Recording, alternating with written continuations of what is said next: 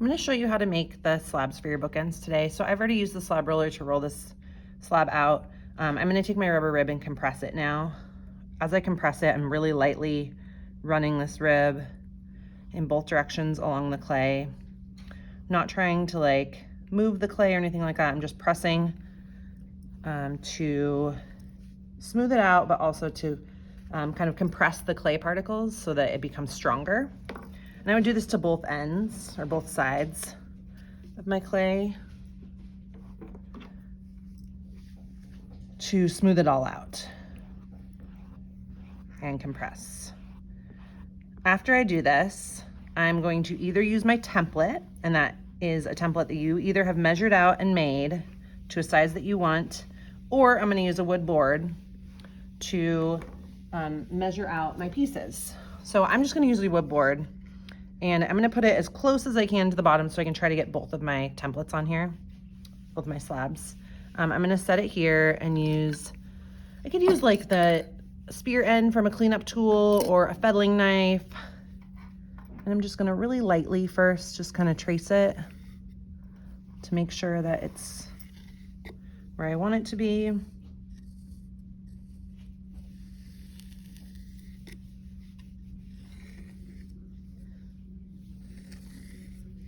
Then I'm going to cut that out. I'm going to do the same thing on another one.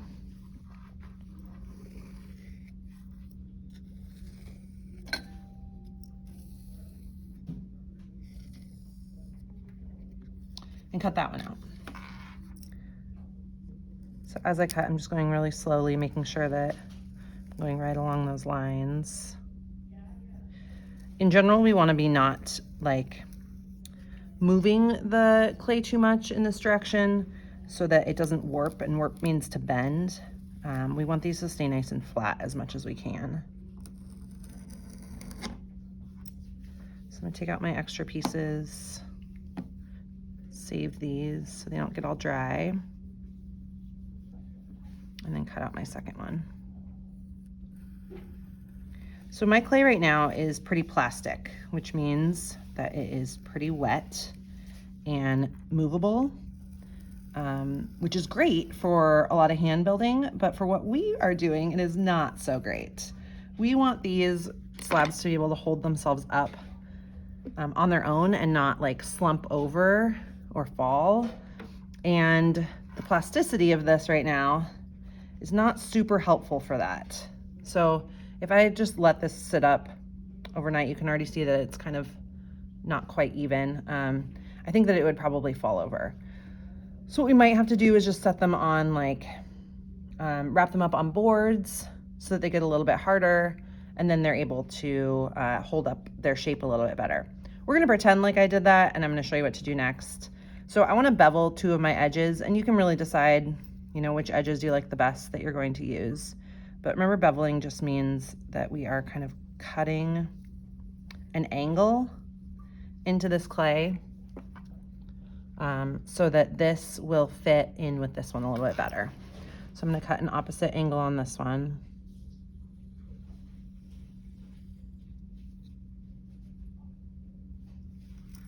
And this gives us a little bit more surface area to slip and score with.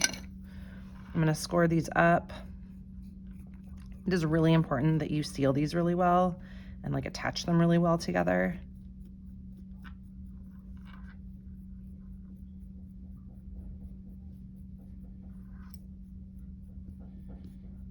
And then I'm gonna use some slip.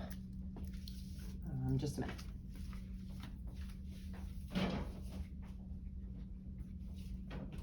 I don't have slip, but I'm gonna use some water.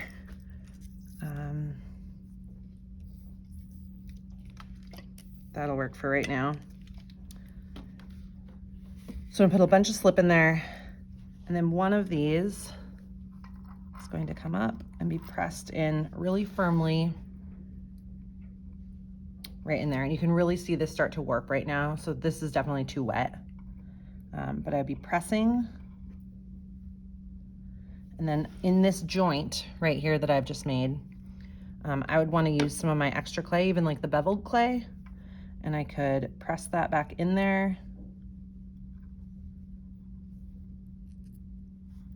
and kind of smooth that in. I would probably use a plastic modeling tool, which I don't have, so I'm just going to use a wood modeling tool for right now. But really make sure that you could roll a coil if you didn't keep any of your beveling material. But just get that nice and smooth in there.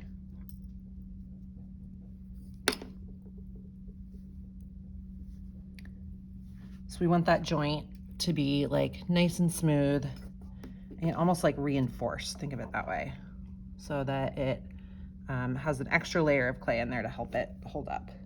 And then we would do the same thing with the outside joint. Trying to, you can see if I turn it right now, this has like a big gap here, and we would want to smooth all of this in.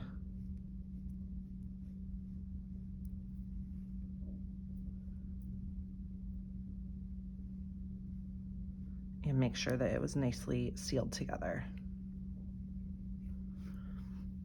The way that we're gonna need to store these is up against a wall. So the wall would be right here, and I would push this up against it so that it would hopefully stay nice and flat.